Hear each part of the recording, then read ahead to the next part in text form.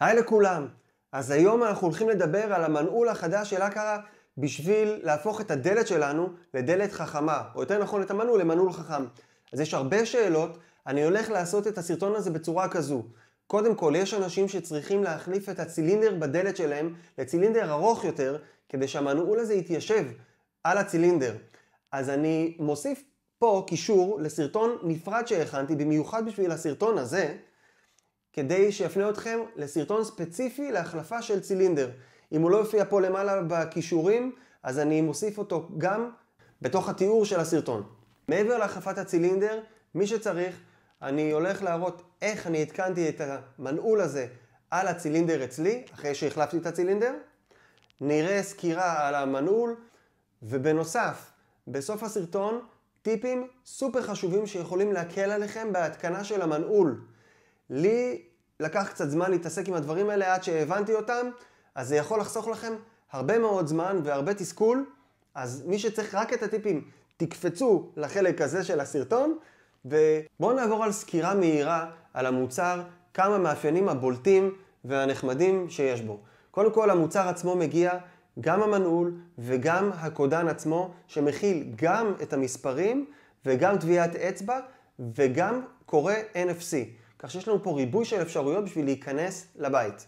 לגבי טביעת אצבע אפשר לשים עד 50 טביעות אצבעות. הקודן עצמו אפשר כמובן להנפיק קודים אישיים שיהיו לתקופה מסוימת, קודים לאורחים. יש לו אזעקה מובנית שכשברגע שמישהו מנסה לנתק את הקודן עצמו ולגנוב אותו, אז הוא בעצם נשאר עם חתיכה של פלסטיק שלא מפסיקה לצפצף, די מעצבן. בנוסף, גם המנעול בבית אצלנו בפנים יתחיל לצפצף שמישהו ניסה לגנוב את הקודן. יש לנו אפשרות שאם מישהו מנסה לשים מספר ניסיונות שגוי בקודן, אז בעצם מתבצעת נעילה של כל המנעול, ואי אפשר לפתוח את המנעול עם קודן, רק עם סיסמת אדמין, עם הטלפון שלנו. יש כל מיני אפשרויות שאפשר להגדיר במנעול, פתיחה אוטומטית, סגירה אוטומטית, סגירה עם השעיה, פתיחה לאורחים. המנעול עצמו מתקשר גם עם מאטר, גם עם אפל הום קיט, אלקסה, עם כל החברות, גם בצורת נייטיב וגם דרך המאטר עצמו. אחרי שמבצעים עדכון של הגרסה, אנחנו מקבלים פיצ'ר מאוד מוצלח, שהוא בעצם מאפשר לנו לקבל פתיחה שקטה של המנעול, ואז יש לנו 3 רמות של פתיחה. אמנם הפתיחה השקטה גורמת למנעול להיפתח בצורה איטית יותר, אבל היא באמת שקטה יותר. אני הגדרתי את המנעול אצלי על הפתיחה הבינונית, הרעש לא באמת חזק מדי, והפתיחה די מהירה, בזמן סביר. סוף סוף יש לנו מוצר שתומך באפל הום קיז. מה שזה אומר, זה שאנחנו מייצרים מפתח לתוך הארנק שלנו באייפון, וכשאנחנו מקרבים את האייפון לקודן עצמו, הוא פשוט פותח את המנעול. אפשר גם להצמיד את האפל וואץ' שלנו לקודן, וזה עובד ממש מהיר. כיף לא נורמלי, מגניב ממש. בואו ניגש ישר להתקנה של המנעול על הדלת, ונמשיך משם. אז עכשיו בעצם אנחנו יכולים לקחת את החלק הזה, התושבת של המנעול החכם, שפה יש את השקע, ובעצם להלביש אותה כאן, כשיש לנו פה 3 ברגים. זה מגיע עם המפתח אלן שנמצא בערכה. אנחנו נניח את זה על הצילינדר החדש, ופשוט נסגור ונהדק את התושבת.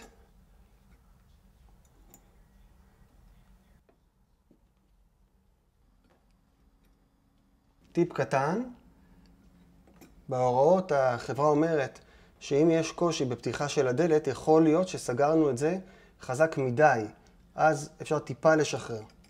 שימו לב, אפשר לראות שהמנעול פה יושב באוויר בעצם התושבת הזו, אבל אין מה לעשות. אפשר להדפיס משהו בתלת מימד, או יש פה ערכה של גומיות כאלו עם דבק שאפשר לשים כאן, אבל כן, זה יושב באוויר הדבר הזה. עכשיו, נמצא את אחד המטעמים שמתאימים, שימו לב, זה חלק עגול שנכנס לכאן, ופה יש חור קטן, שאותו אנחנו מחברים לכאן, יחד עם הבורג שמגיע לנו, שבעצם מחבר את הפרפר. אז את זה אני אחבר לכאן, ונכניס אותו למקום. אחרי שהכל מחובר למקום, אנחנו ניקח את החלק הזה, את המנעול עצמו בעצם, נדאג שהוא יהיה בצורה הזו, ונלביש את זה פנימה. אחרי שחיברנו את המנעול, נסגור אותו עם 3 ברגים שמגיעים בערכה. עכשיו נחבר את הסוללה לכאן, נקודה צהובה לנקודה צהובה. לפני שאני התקנתי את המנעול, קודם כל טענתי את הסוללה ב-USB-C שמגיע יחד עם הערכה. עכשיו נחבר אותה. מה שנשאר לנו עכשיו זה פשוט לשים את הכיסוי, ולכל החברים עם ה-OCD כמוני שהדבר הזה מפריע להם, אפילו שכבר פירקתי את המנעול עוד פעמיים וניסיתי לסדר את זה, זה פשוט היה בלתי אפשרי. זה פשוט תלוי בתצורה שבה גלגלי השיניים שנמצאים בתוך המנגנון עצמו של הדלת מסודרים. אז אולי בעצם זאת תהיה הדרך לריפוי לכל בעלי ה-OCD. אין ברירה, זה מה יש, וזה בתוך הפרצוף. למה? בואו נעבור על כמה טיפים חשובים מאוד שיכולים לעזור לכם ולהקל עליכם בהתקנה של המנעול. בניסיונות שלי לחבר את המנעול להומקיט, היו לי לא מעט בעיות, קיבלתי כל הזמן שגיאות כמו שהרבה אנשים מדווחים עליהם, וככה אני פתרתי את זה, וזאת הייתה בעיה אצלי. אצלי בבית יש גם אפל TV וגם הומפוד מיני.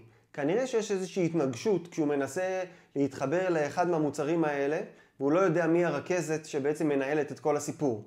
מה שאני עשיתי זה ככה, הוצאתי את הסוללה מהמנעול, לאחר מכן ניתקתי את החשמל של האפל TV, ואז ניסיתי להוסיף את המנעול להומקיט.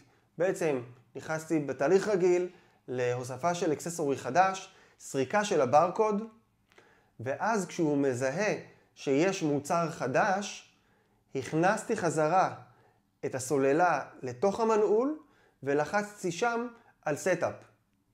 במנעול עצמו. הוא נותן צפצוף קטן, ואחרי זה כמה שניות עברו, והמוצר הצליח להיות מזוהה סוף סוף על ידי הומקיט. אם אתם נתקלים בתופעה שקשה לכם לסובב את המנעול עצמו באופן ידני, כנראה שהידקתם את הברגים קצת חזק מדי, והם מפעילים איזשהו לחץ על הצילינדר. אז יש לנו בעצם 2 אזורים של הברגים.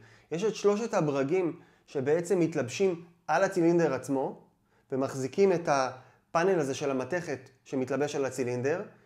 שימו לב, תנסו טיפה לשחק עם זה, טיפה לשחרר אותם.